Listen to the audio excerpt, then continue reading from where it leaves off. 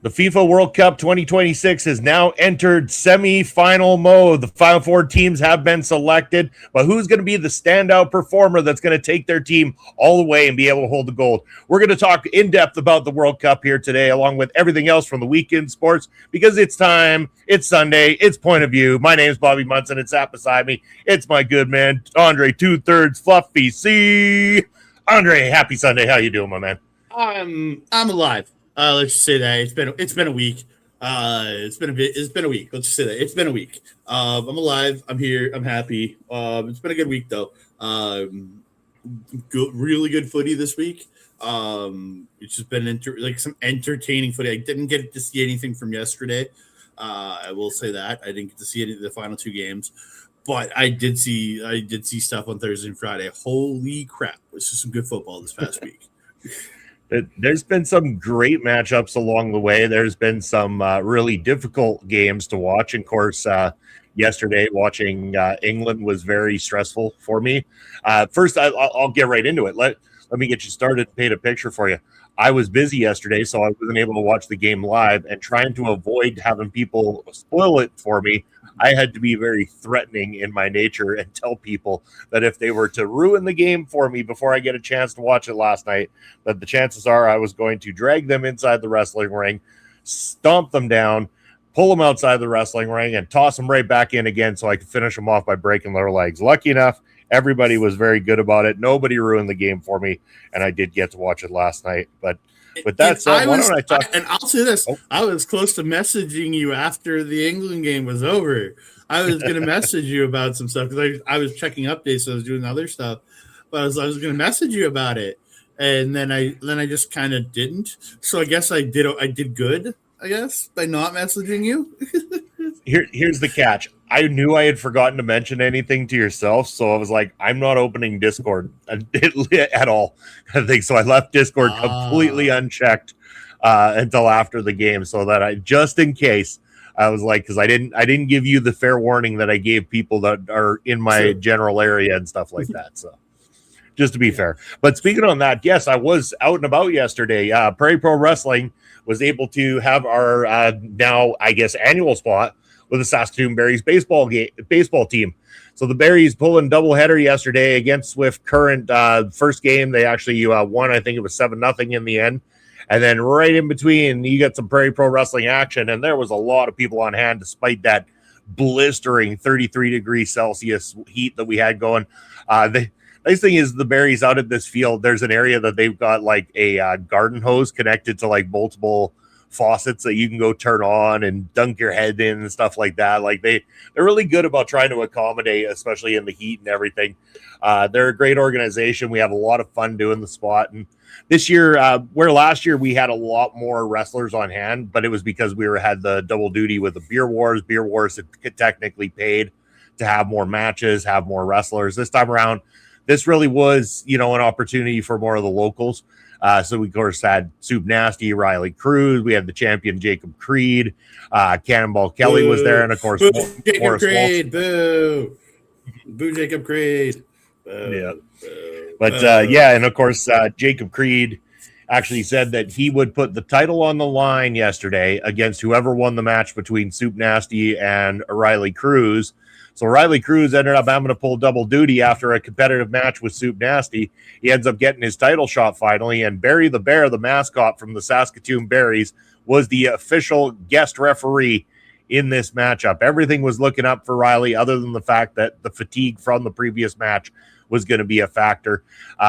In the end, it was Jacob Creed who went to go use the Prairie Pro Wrestling Championship to knock Riley out, but Barry the Bear prevented that, stopping him. And as he went to go hand the belt to the ringside crew, that gave Jacob Creed the opportunity to grab his cowbell, hit that into the face of Riley Cruz, and steal the win 1-2-3 to retain as champion. Afterwards, Barry realized what had happened, or he was told by our ringside crew what had happened.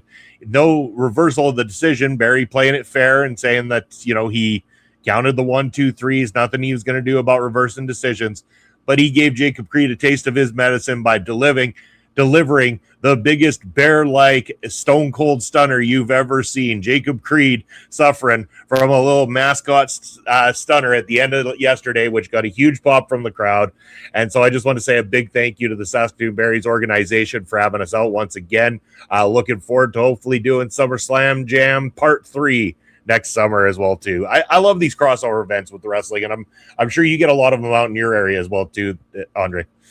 I know that LPW does their one with Oil Kings every year with the Oil Rumble. So they've done it. Top Talent actually just did one with what's our local baseball team's name now? Riverhawks. They just did one with the Riverhawks. So yeah, it's been interesting to we're starting to get it more and more. I know I'll say this when it comes to mascots hitting moves. There's 3 moves that a mascot usually hits. 3 moves. Stone Cold Stunner, as you said. Because again, one of these most popular moves in professional wrestling, the Rock Bottom is another one you see depending on the mascot, how their costume built. If it's one of the tighter fitting costumes, they can get in and do. Because again, the Rock, one of the biggest named professional wrestlers ever, and they do that move, and then the leg drop because of Hulk Hogan. And I don't know if anybody likes to talk about him anymore, but again, he made that move so popular, and he was such a big name, and still technically is, that people use that move. So whenever I see mascots get involved with things, those are the 3 moves. One of those 3 moves they will hit on somebody because they're just the most standard one, like the most famous moves of the biggest wrestlers to ever exist, if you think about it. I would also argue that they're the most. I was going to say no mascot hits an os cutter, which I would love to see, but I was going to say they're also the most safest famous moves to hit because I could imagine in a mascot costume trying to hit a tombstone pile driver. There's a high risk with that one, and something like say the sharpshooter, it'd be damn near impossible to pull off in a mascot suit or anything like that. So again, submission hold's not really gonna do the trick for you, and something where maybe a camel clutch. Fair that one would be a little bit more possible, but it's not nearly as popular as some of the other ones, or as signature as some of the other ones, I guess, at least to the more modern crowd and everything. The more modern crowd's going to be familiar with, like you said, the Rock Bottom, Stone Cold Stunner, things like that make a lot of sense for a mascot to do because they're easy enough to do, safe enough for the guys to take and work out well. But yeah, it's always a lot of fun. I enjoy it. It's a good time, and hopefully we will continue this trend of working with some of the local sports teams like we have with the Berries now twice, and seems like the Saskatchewan Rush liked what we did too. We're going to have a more permanent spot with them moving forward, and it's an opportunity for us to get more eyes on the product, which I always enjoy. And it's fun. Wrestling's fun. All you guys got left is the blades. All you guys got left is the blades now. And there's same organization. Same organization owns all 3. So there you go. Just saying. You're in with the Berries. You're in with the Rush. Maybe next year you get in with the Blades. It's possible. There was already talk to have us do that kind of thing this last season for them, and it just didn't manifest in time. So I wouldn't say it's outside the realm of possibility for this upcoming season. Anyway, so and then after you conquer the Blades, then it's about conquering the Rough Riders. That's the goal, because I mean we jokingly said it at the one thing, like what's left for us, playing the Mosaic Stadium and for halftime on the Riders at some point. I mean, I'm down. Top Talent just announced they're doing on August 14th. They're doing the Elks game. Oh, nice. 14th? Good for them. 15th. August 15th. 14th is their next show. The 15th, they're doing the day after at the Elks halftime show. They're doing a halftime event, which is cool, really cool. Like, but again, I really like seeing these kind of things. So it's just, and I want to see PPW do it for the Rough Riders. I want to see like everybody get these opportunities because even if you draw in an extra, like, maybe that's an extra 20 people that pay for tickets for your next show. Like, and it's building the audiences. You know what I mean? Like, it's only 20 here, but it's 20 every time, maybe. You know what I mean? Like, just it gets people interested that never knew wrestling existed. Yeah, exactly. So, well, seeing as we're on the category of CFL teams and trying to conquer them, let's go to my weekly CFL update here quickly for you all. So in the games this weekend, we had the Elks go back to their winning ways with a big 40-17 victory over the Red Blacks. The Blue Bombers picking up a big victory over the Toronto Argonauts, so Papa Smokes will be a very happy man. A 30-21 victory there. Boo, And of course, the Bombers. Alouettes, Boo, you're going to be happy about Bombers. this. The Alouettes beating the Calgary Stampeders 37-30. Later today, we got the Saskatchewan Roughriders taking on the Ticats. The Riders going to be hopefully looking to get back to the winning ways, because right now, as it stands, the Elks are above the Riders in the West, but only because they have the game in hand. If the Riders win today, they will still be drawn completely equal with one another, which is making that table look quite interesting right now. So very, very strong in the West side again this season in the CFL, which is really great to see.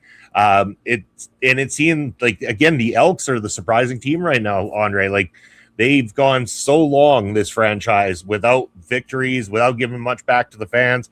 And suddenly this season, it is completely different. Okay, so I'm just looking at the past couple seasons. 2023, last in the West.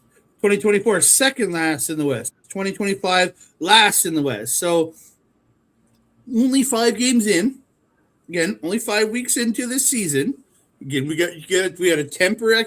You can't say a team is this, but to see them on top after 5 weeks into this season, or 6 weeks in, I think, at 5 games into this season. Yeah, I think it's week number 6, but it's game number 5. Yeah, but still, that's incredible. It's great to see for Edmonton. I can see more people in this area talking about the Elks. I've seen people wearing Elks stuff, or some of them may be wearing their old Eskimo stuff for all I know. But again, it's all just the double E. But like, I see people wearing it, which I haven't seen in the last bunch of years, because the fandom, everybody's kind of been ashamed to be not ashamed, but like, when your team is losing that bad, it's like, oh, I don't want to wear the gear. Which I get, I very much do. But I've seen hats. I've seen a couple t-shirts with the green double E on it now. And so I'm just like, okay. I see the fandom starting to come back in this city for what the Elks were, like a decade ago, or when they were the Eskimos, before they ruined everything and put the Elks curse on them. I think they may have finally figured a way of chipping away at that Elks curse. So, yeah. And you know what? Where they're sitting right now is definitely going to land them above next season. Even if they started to run into a run of bad form this season, I think overall they're still going to land better than they did overall the last few seasons at least. So good for them. It's a great start, and it's really heating up things on the west side of the country here for the CFL. So, yeah, and you're right. It is week 6, game 5 for most already.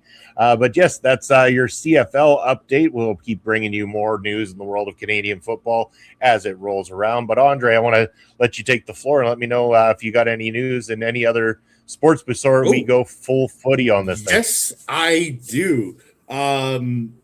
We're gonna talk some NHL first, because this past week, just over a week ago, the Flyers put in an offer sheet for Leo Carlson of the Mighty Ducks, because he is a restricted free agent. He's coming off his entry-level deal. They put in an insane offer, $90 million.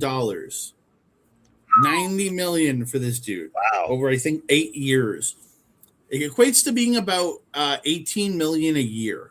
So up near the top of the cap head.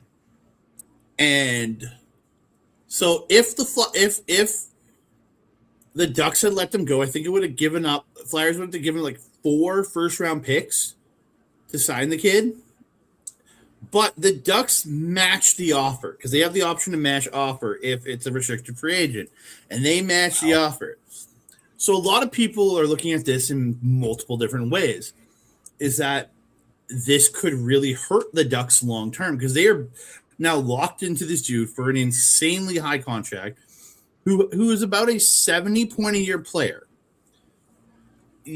So, which is, I look at it as a little high to be paying for a 70-point a year player so far. Because like these are the contracts you see given out to guys like Connor McDavid, or what he should be making. Because I know he took a short-term deal with Edmonton to stick around, but like these are the deals you give to guys of the level of Connor McDavid. These top cap, the max the cap per year hits. You know what I mean? Like you don't see them going to the mid. Like not that this guy's mid range. He's still higher above the mid range, but. Now, again, they're investing in their future. Don't get me wrong. And this guy is really good. If he keeps producing the way he does produce for the next 8 years, 70 points a year is an incredible stats for a player. Don't get me wrong. But, like, this could also be a giant noose around the neck of Anaheim. Because if this dude fails, nobody's going to take him. Because nobody's going to pay that much money. And even if he's there, even if they sit him, they still goes against their cap. Even if he flops out, they still have to pay him out against his cap hit. And then there's the Rick DiPietro of it all. Remember that guy getting signed to one of the biggest contracts in NHL history when he was a goaltender, and then failing out immeasurably. I think he's been retired for years. He's been out of hockey for years. He's still getting paid, or just his contract just got paid out. One of the two. Because they deferred his contract over a bunch more years once he stopped playing hockey, instead of paying him out like the same cap hit that it was hitting, they deferred it over a bunch more years. That man's still making a shit ton of money to this day for being a shit goaltender, essentially. It could be another situation of that same ilk, but do I see Leo Carlsson being bad? No, because he has proven he is a good hockey player for these last few seasons. He has proven he's a good hockey player, but you never know what the future, because sometimes when people get these contracts, they then don't perform up to the level they did to earn those contracts. I look at Scott Gomez as my biggest example. Dude had an incredible run in New Jersey, and then he signs with Montreal for not this level of contract, but a decent-sized contract, and shit the bed in Montreal. Didn't put up points forever. Was just garbage there. We finally got rid of him, and that was the greatest thing we ever did, was get rid of Scott Gomez. But like that's like those examples, like when somebody gets a contract. Again, I don't see this kid not playing to the level, but again, Philly might have made one, and then if Philly would have gotten him, great. But so many people out there have said that the Ducks matching the offer was the greatest thing Philly could have done, because to pay $18 million a year for Leo Carlsson and to giving up four first-round picks, that's potentially 4 Leo Carlsons over the next 4 years, potentially. Not saying they would be, but you know what I mean? Especially with Philly, who haven't been at the top lately. They've been mid-range. You know, it's some good players you can pick in the first round, even in the mids. So, like, I think Philly took their shot. It didn't work out, and it didn't work out for the better for them, because now they have 4 first round draft picks that can, especially if they don't have a couple bad seasons, that can be great for their future if they have a couple bad seasons. So it can be. I think anyways.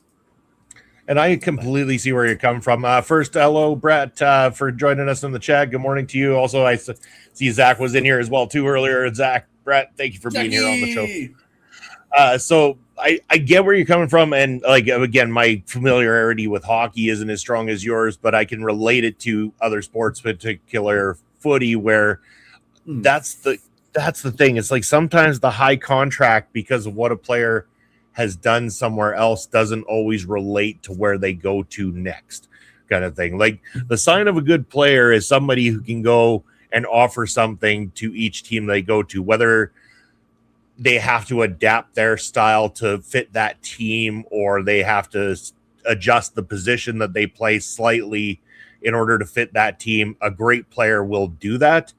A not so great player sometimes is the one that pushes for the high money contract with somebody, gets it, and then does not perform to the level of expectation.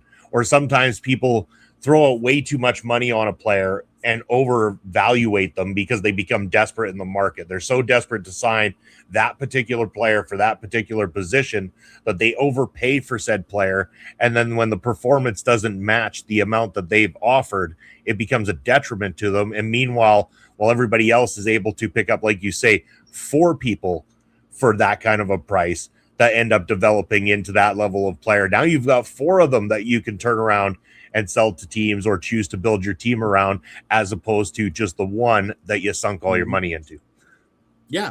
And again, like maybe over these next 4 years, they hit on prospects. These next 4 years, they hit and they see these Leo Carlson level from all 4. That's very possible. It is possible. Look at Edmonton. They were hitting first round picks for years, and not many of them failed. Like Yakupov, I think, was the worst of them all in that stretch of first round picks. And when you have Ryan Nugent-Hopkins, Taylor Hall, all these guys, like Taylor Hall is a perfect example. Like, got his big contract, but he kept playing consistently. Like, he left the Oilers, went to the Devils and the Coyotes and the Sabres, Bruins and Blackhawks. Now with the Blackhawks, and then now with Carolina Hurricanes. Like, and he won a championship. Just won a championship this year with the Hurricanes. So like he's consistently played his entire career. But he got big money early. The Oilers did give him big money early on. From after his entry level deal, but he's also produced. Like he doesn't Connor McDavid level produce, but he's produced well. I'm looking at his stats right now. Let's say points. Like he's had a few seasons with like 20, 25, 28 points, but he's also had 61 point seasons and 40, 50, like you said, a 50 point season with Carolina. He's always been able to show up and play well. It's just he had bad years and again, it doesn't mean you're in the wrong club either. It might just be you're in the wrong. Yeah, it might be you're in the wrong club if you're not working well. Because some guys leave a club, go to another team, and bam, they start producing. Look at football. Look at Sam Darnold. He got the hell out, and he just won a freaking Super Bowl. And that's the guy who people were writing off like 2 seasons ago. People were writing this dude off. And now then goes to Minnesota, has an incredible season, and then with a much better system for him, then goes to the Seahawks and leads them to a freaking Super Bowl. It's not always about where you are; it's about where you can go and where you can be better in. And that's a lot of players that if you have these issues and you fail and you do move on, sometimes you find the right system. But I'm really hoping for the Ducks' sake, because I do generally like the Ducks, and I think a lot of people have a affinity for the Anaheim Ducks because of their history and where they come from, and the fact that it was born out of a Disney movie. I think a lot of people have an affinity for the Ducks because of that, and I never want to see the Ducks fail. And one of my favorite players of all time, Saku Koivu, did play for them for a bunch of years after he left my Habs. So I can't hate on the Ducks. Like I can't hate for the Ducks. But again, I hope this isn't a noose around their neck against their salary cap.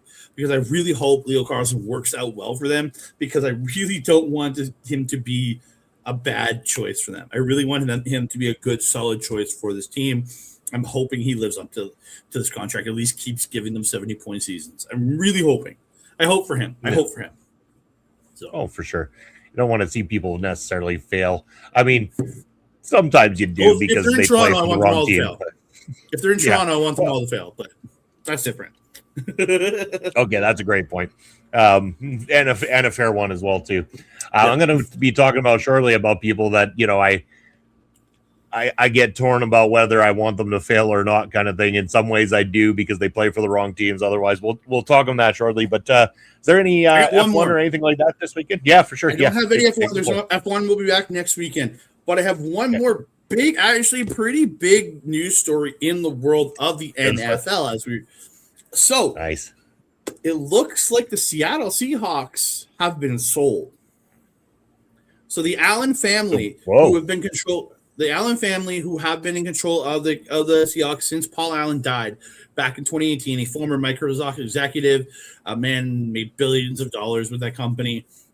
and made even more afterwards, bought the Seahawks years and years back. He passed away in 2018. His family still had control of the team, along with other investors. You know what I mean? Because it's never just one person owns a team. There is usually a lead investor, and then all the other people behind them. This gentleman, Vinod Khosla, he actually has a small. So the funny thing is it says he's a limited partner in the San Francisco 49ers, but he is going to become I have a feeling that he got permission from the people in the 49 because he's a limited partner, meaning he probably owns like just a couple percent, a small percentage of the team. Barely a voting amount. Yeah, so they've probably given him permission to supervise the team, and somebody probably will buy him out of his share of that team. I'm guessing so because I don't think somebody's going to be having ownership and a minor stake in one team while being the majority or the face owner because he's leading a group to buy this. It's Vinod Khosla. His family is leading a group to buy this because again. I think it says $9.612 billion. This will be a record sale for the NFL if it goes. But again, this is also a team that's probably at their most profitable right now, being that they're now the defending Super Bowl champions. You know what I mean? You're kind of at like if you're the Allen family, this is the time to get out. $9.6 billion. Like, take the money and run, like again, Paul Allen was the driving force behind the ownership that, you know what I mean? So with him gone, unless one of his heirs really wanted to stay in this, give it to somebody who really wants to be part of it. You know what I mean? And hopefully Khosla and his team can bring them. But again, $9.6 billion for a 53-man roster and crew. That's insanity, man. It is. You think about it, like I understand, like I remember a few years ago when was it Activision Blizzard was bought for like $70 billion. I'm like, how is a video game franchise worth $70 billion? And I go, how is a 53-man roster plus staff worth $9.6 billion? It just, the numbers seem insane to me, but again, people are willing to pay for it. So again, we're seeing a sale here, and then we know Chicago's about to move in the next couple of years to Hammond, Indiana, because they're moving forward with the stadium build in Hammond. So again, this is kind of cool. I like seeing this kind of stuff in the NFL because again, we'll see how will this affect the Seahawks going into next year. Again, they haven't made a huge. They lost Kenneth Walker. They haven't made a huge change up in the roster outside of losing Kenneth Walker. So we'll see. How does the champs go into next season with a new ownership group, which means new people taking a look at how they want to run this team? Again, as a Man United people, you put the wrong people in charge, issues happen.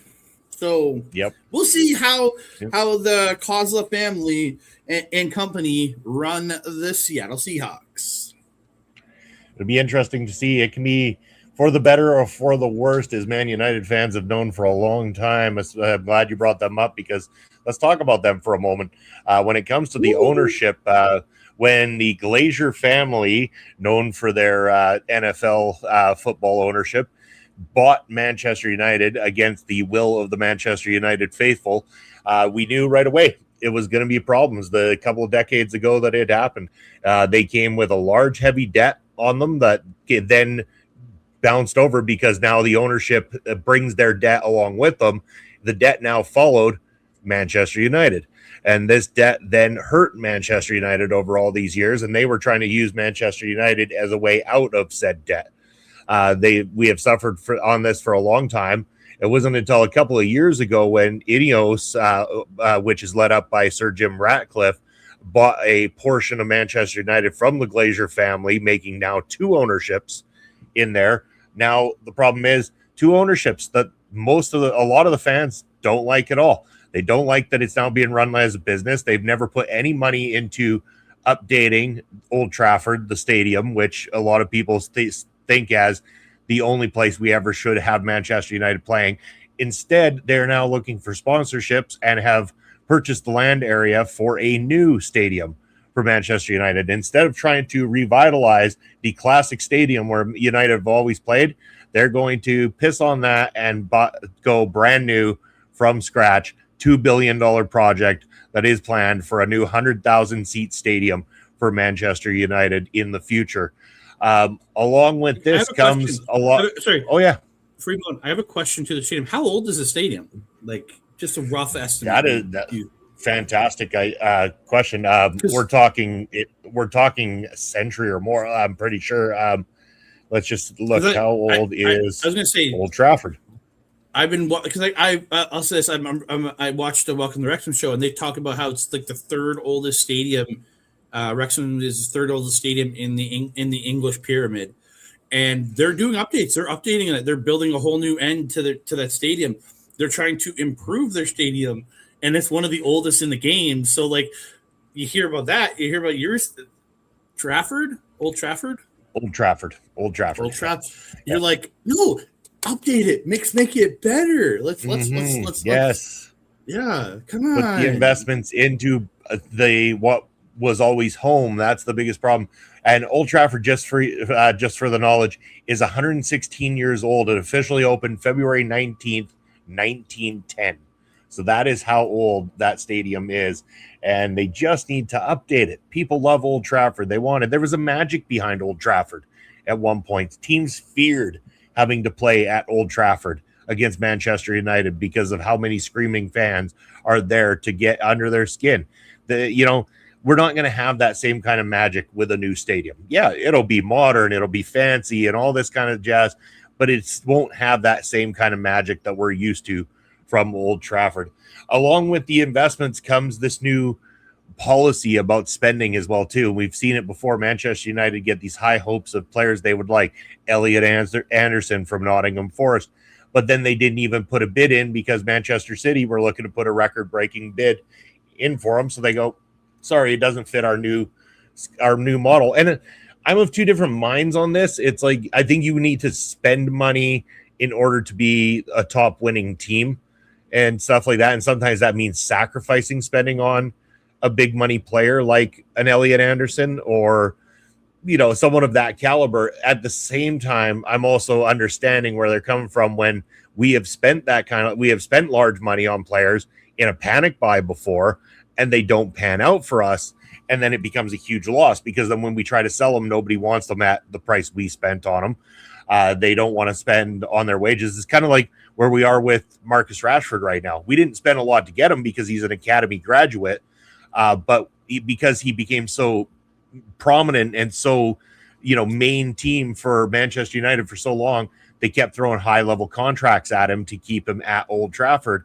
And in doing so, now that he no longer wants to be at Old Trafford and wants to go somewhere else, we had to send him on loan last season to go to Barcelona. Barcelona, now wanting to rebuild their team, had the option to purchase Marcus Rashford for a very low fee of only £26 million in today's market, that's a steal. But the problem is the high wage. The high wage is what's putting them off, especially when they can go get another winger in that position that's equally as good or better and younger for the same amount. Well, maybe not the same amount for the initial contract, but maybe for the wage portion of it, kind of thing. So that's the way they're looking at it. So we're stuck between the rock and a hard place because now we can accept Marcus Rashford back, but he doesn't necessarily want to be there. I mean, I can't speak for him, right? This is based on what news articles have said. He's not that interested in being there anymore. He wants to get away. Tottenham are interested in buying him, but he wants to get away from the English Premier League to go play elsewhere in the world. So they're hoping to get a sale from one of the bigger clubs across Europe or something like that for Marcus Rashford, but it just doesn't seem to be coming. And the problem it faces for Manchester United is not only was his wage salary high, but in coming back, we've made Champions League, so it's an increased wage salary based on Champions League footy. So now we have to pay him even more, whether we choose to play him or not. That becomes the question. And if we do choose to play him and he doesn't want to be there, is he going to give us the performance that we need, kind of thing? And he's a professional. I'm not saying he's going to purposely self-sabotage, especially from the club that, you know, he was with his whole life so far, his whole career. So it's a rocky situation, but there are some positives coming. Many people complaining about our first official, I guess, purchase that we're now going to be able to announce this week of Andre Santos, Brazilian 22-year-old central midfielder that was playing for Chelsea. He was a bench player for Chelsea. We paid only $50 million for him and got him at a decent wage. Now, it seems funny you pay $50 million when nobody was competing for him. Like, could we have maybe spent less? Very possible. I was a little bit off put by the decision and kind of just shocked by it when it first happened. And the more I see how upset the Chelsea fans are that they're losing him because of the way he was when he did get to play for them, or the way he was when he was on loan last season, on loan last season from a central midfield position, he actually still managed to get, I think it was 10 goals and 6 assists playing where he was. So that's nothing to laugh about. I mean, that's pretty decent. And at 22 years old, he could be a strong prospect for us if all things match up. Now, we do need a little experience because we've got him as a prospect. We've got Kobe Mainoo as a prospect. We did have not Elliot Anderson, Ederson. No, you didn't. We had him, but then he's gone. That's right. You had him. You lost him to Manchester City. We did have Ederson that we had paid. We had said was transferring from Atalanta. Booked on him second medical this week, and the news went back and forth all week long. The deal is off. The deal is back on. The deal is off. The deal is back on. United have found a problem with his fitness. No, now they haven't. Back and forth, back and forth. The end game is the Ederson deal is now officially off. He is going to be returning back to his original club, Atalanta. The transfer is not happening, and he will not be a Manchester United player. Therefore, this opens up the fact that we do still need to buy at least one more, if not two more midfielders, as with Champions League footy. You know, Kobe Mainoo and Santos, I mean, maybe they'll hit the ground running together, but there's always the what if. What if one of them gets hurt? What if them gets fatigued? You know, anything could happen that could derail that midfield. And then what is Michael Carrick left to do, especially with this many games to play? So we do need someone else. Apparently, talks have progressed with Kone from the French team, the French midfielder. Sounds like that's going to be a possibility because Tchouaméni, who we were looking at from Real Madrid, has re-upped with Real Madrid, so that is off the table as well too. Kone, very good player. He's just turned 25. He's got that experience. He is a World Cup level player. Killing it. He's killing it. I mean, and apparently he is interested in coming to Manchester United, which is the other key. So that could be a decent marquee signing for us. In other news, Manchester United did get a. He's going to win the World Cup next weekend. We'll talk about that in a minute. Shame on you. But anyways, we also got a new goalkeeper, backup experienced goalkeeper over the line as a backup to Sané Lamans. He is Carl Darlow is going to be there. He is the backup keeper now, comes with a lot of experience. Not our first team guy, but in case something ever happens to Mr. Lamans, then we've got ourselves a backup, and now they're looking at a potential prospect keeper moving forward from there as well too, somebody that we can look to for the future of Manchester United. So things looking up on that side. Moves are starting to happen, so maybe this won't be a complete bust. Manchester United now starting to really work the transfer market and hopefully work it in our favor.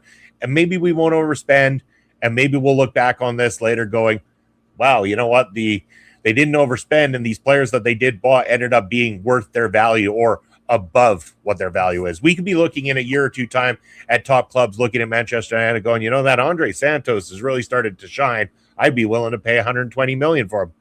And I'll be sitting there laughing going, well, we only paid 50. Well, Chelsea's sitting there laughing saying they only paid 12 2 years ago. I mean, you know, it's just the way the market works. It always fluctuates. The more people perform, the more they play, the more they want to push forward and purchase these players. So we'll see how it goes. Market is still on until the end of August. I think, or very at start of September that it goes to. But we got preseason right around the corner. In fact, I believe in only a week's time or less than a week's time, Manchester United first friendly going into the new season against Wrexham coming up. So that match happening next weekend. Okay. Wrexham and Manchester United. Saturday or Sunday? Yeah. I can't remember if it's Saturday or Sunday. Either way, I know it's happening. It is on. Well, Wrexham and Manchester United playing. I guess I'll be watching that. Yeah. And preseason friendly, you can guarantee this isn't going to be. It's not going to be Manchester United's top guys out there. I mean, there might be some that get on for a little bit, but you're going to see a lot of the young players, the up and comers, stuff like that. That's who Mike Carrick's going to get out there. Bench players and the guys that are the young guys too. You'll see a lot of the U18s and the U21s right now. I bet a lot of them will be utilized because who knows what we might need to do this season. I mean, we might need a Cheeto Obi as a striker. Everybody's praying for the time that JJ Gabriel gets his call up from Manchester United because I believe he's still only 15 or maybe just 16, and he is a wonder kid. People are comparing to be one of the next big greats in the world of footy if he continues the way he is. I mean, he's absolutely amazing every time he steps foot on a pitch for Manchester United. Originally with the I believe it's the U16 squad or U14 squad or whatever, and then he was immediately bumped to the U18 squad, and he hasn't missed a beat. Like, it hasn't changed anything moving up with more experience, more higher level age players. Every time he's moved up, he fits in perfectly. Now, size is going to be an issue. This kid is still a kid, right? Like, I mean, you can't put him out into the Premier League against some of the beasts that you got in the Premier League and expect that he's just going to dance circles around him like he does in the other leagues right now. There's some development to be done. It's not like we can go throw him out tomorrow and he's going to shine and we're going to look back on it going, wow, that's the key we needed all this time. That's all we ever needed was one JJ Gabriel, and now we're a championship team. There's a lot that needs to still fall into place for Manchester United. A lot of these young guys that we have are great prospects, but they need the time, they need the opportunity, and it's coming. It is coming. There is hopes we will get there, but some of those hopes come from what you see at the World Cup. So let's talk about it, Andre. World Cup going into the semifinals. Before we even talk about it, let's talk about the quarterfinals and where we landed on the point predictions. We told you last week which teams each of us took 2-2. Is it tied 2-2? So, because I picked France and Spain, and you picked Morocco and Belgium, and I got my wins off France and Spain. But the other side, I picked Norway and Switzerland, and you picked England and Argentina. So we came out. That's right. We came out even. Because specifically, I was like, you picked Morocco, and I'm like, I'm going with France. They've been dominant. And then you picked Belgium, and I'm like, what? Because we had our little check going. I'm like, I'm picking Spain. Come on, it's Spain. You weren't going against Spain. And when you picked England, I'm like, screw it. I'm going to make this interesting and pick Norway. And then you picked Argentina. And I'm like, I was really about to pick them. Then I was like, nah, screw it. I'm picking against you. We're going. I said, I'm setting myself. We're going opposites on everything for this round. And we did. And we came out even. We came out even because I got France and Spain, the points off them. And you got the points off England and Argentina. So. And France did dominate. Let's not kid ourselves. 100%. I mean, they took Morocco to the cleaners. In the other games, though, Spain, I mean, that was a tight game. That was a very tight game there, barely slinking by. You could say the same with the other two games from yesterday. Argentina was taken to overtime. They did win 3-1 in the end, but that was taken to overtime. And same with England, Norway. Norway went to the overtime game. And it wasn't until overtime that we ended up scoring the second goal by Jude Bellingham. Once again, 2 goals for Bellingham to take us through. And I'm going to be the first to admit it. England did not deserve to win yesterday's game based on performance. The first 15 minutes, England controlled the game beautifully. And then Norway threw 5 guys up front in an attacking mode, and it threw England's game off like never before. England looked like dog shit from there. It was terrible. They couldn't string passes together. They could not get up front. Harry Kane was rendered useless in that game. Arguably, so was Erling Haaland from Norway. He didn't get much of an opportunity too, but it was his other teammates that were able to make up for the fact that England's focus seemed to be on don't let Haaland through. Okay, that's great. We don't let Haaland through, but we got to still stop the other guys. And there was, I think, 2 shots that Norway took that hit the crossbar. Other ones that came close. Pickford for England was off his game in net. Like, it was almost damaging to the point where, like, Norway should have beat us like by 4 or 5 goals. And England needs this as a fucking wake-up call. You're in the Final Four. You're considered one of the top teams in the world. You were listed as one of the 4 top favorites to win this thing. So you're there now. You're up against Argentina. If you think that it was tough to go up against Norway because they have Erling Haaland, well, guess what? Argentina has their own Erling Haaland in the form of Lionel Messi, who can score goals. But the difference between Norway and Argentina is Argentina has the rest of the players to back up the game. And that's the scary part.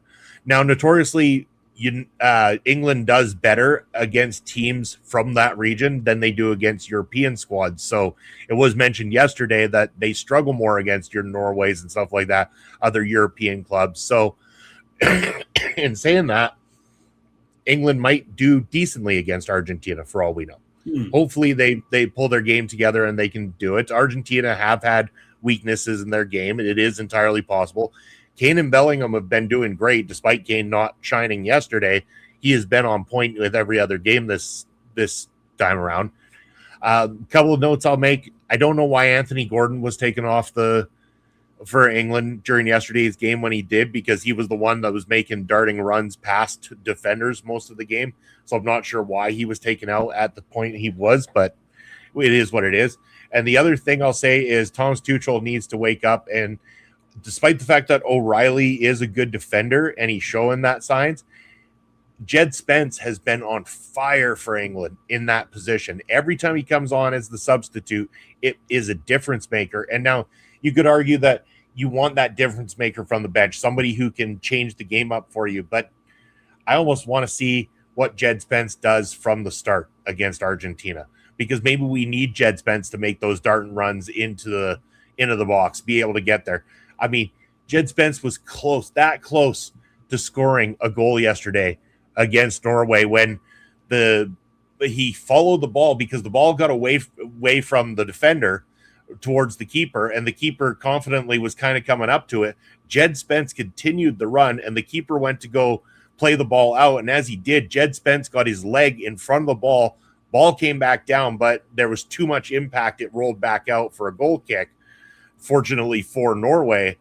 But in that sense, this is why we need players like that aren't just going to easily give up. Jed Spence was like, hell no, I'm going to make the run anyway, because what if, right? What if you put that keeper off? What if they make a mistake because they don't know what to do because you're approaching them like that?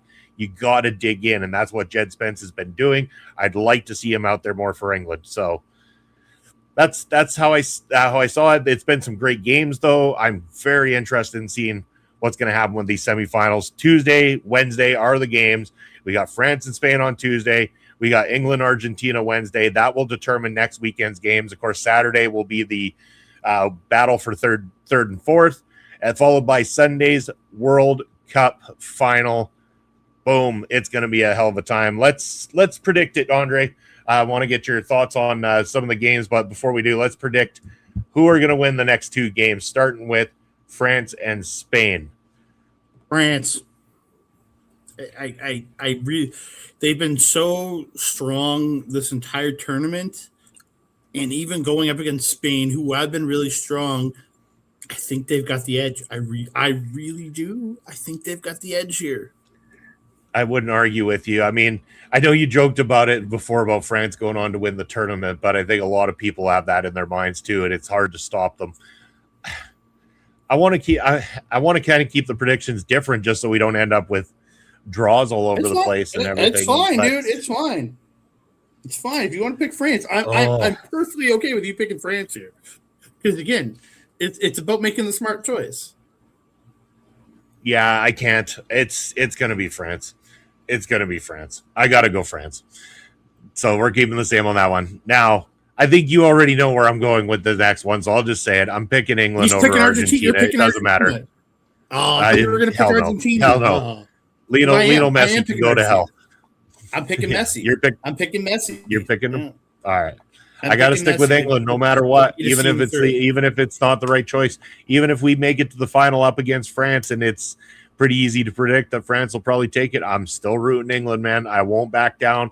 It's kind of like me picking Canada when I was picking them, because I won't back down from supporting the teams I support, whether or not they're outclassed outbeaten by the other players on the pitch. So yeah, I'm going England. I'm thinking England, France for the final is my thought.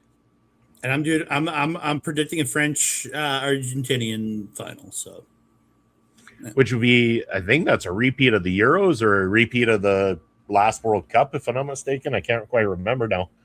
I'm not sure. I gotta look this up. I wasn't watching, so I'm not sure. Yeah, I gotta look this up now because I'm pretty sure who won the World Cup 2022. I think it was. Yeah, the final World Cup 2022 game, Argentina beat France in penalty shootout in the final game last time. And so if it goes France and Argentina, it will be a repeat of the last World Cup final. Only this time around, I'm sure Mbappe wants to make sure that he's the one that holds the cup and not Messi. But yeah, I'd love to see different. In that sense, I would love to see it become Spain and England, just so we get two different teams this time around and we can give our team a different victor. But it is what it is. France and Argentina are two of the best teams in the world right now with good reason. They have some of the absolute best players from front to back. And they've got bench players. That's the other catch. Like if you don't have a strong bench, you don't have a team kind of thing, because as soon as your players tire out or you go to these overtimes, you go to these penalty shootouts, that's when it becomes a problem. It's a tough life. So, but either way, I'm excited about it. I can't wait. We're going to have to on Wednesday reconvene or Thursday reconvene to find out our predictions. We don't, because we can predict it next Sunday morning because the game's not until 1. So we can actually predict live here. We can predict that final. Third and fourth place, we can't, though. Third and fourth place, we have to predict before. Is there a third and fourth place game? Okay. Yes. Yeah, Saturday's the third and fourth place. So we'll predict that one in the Discord chat. Yeah. Yes, and then we'll predict live on the show next weekend who we think is going to win the World Cup. I still don't know. I'm probably watching it at home, but I could be wrong. I'm not sure yet. I'm sure I've got a few people that are going to reach out and be like, where are you watching the game? Where are we going? Kind of thing. So I'll wait and see. I'm holding reservations as to where the game will be witnessed next Sunday, but it will be witnessed. I guarantee it doesn't matter which two teams are in it. It's the World Cup I'm watching. I'll have it on either way. I'll put it on. I'll put it on either way. So, yeah, for sure. Yeah. But I'm excited. Footy is fun. I enjoy it. Unfortunately, we have to wait till Tuesday before more is on. This is the longest stretch of the summer without any footy games on the TV. But a nice little break is okay as well too. A little break to watch something else, get outdoors, do some fun activities, whatever your jam is. We just hope you're having a great Sunday. Activities, yeah, sporting activities. Keep yourself fit, have some fun, sweat it out. All those good things. Be like our buddy STG, who's probably running from one end of Canada to the other right now and back again. All those good things.